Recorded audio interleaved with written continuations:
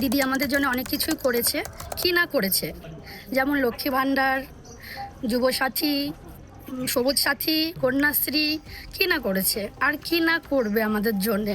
তো আমরা আগে স্বামীর কাছে একটা লিপস্টিক কিনতে গেলেও হাত পাততে হতো, তো এখন সেটা আর করতে হয় না।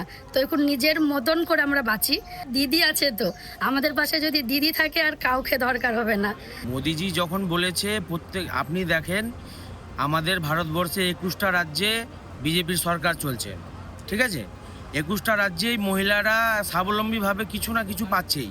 মাসে উড়িষ্যাতে পাচ্ছে 2,500 টাকা, দিল্লিতে পাচ্ছে 1,800 টাকা, বিহারে যেমন 10,000 টাকা করে দেওয়া হয়েছে, প্রত্যেক রাজ্যেই দেওয়া হয়েছে। আমাদের এই রাজ্যেও মোদিজি বলেছেন, অমিত শাহজি বলেছেন যে মাসে মাসে 3,000 টাকা করে দিবে।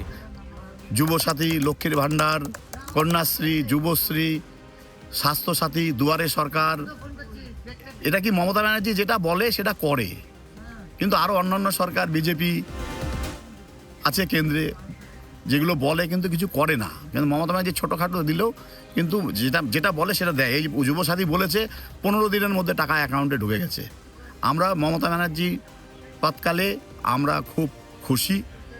আমরা চাই চতুর্থবারের জন্য মমতা ব্যানার্জি আসুক। এবারে ভাই ভোটের লড়াই এই এখানেই দেখবো।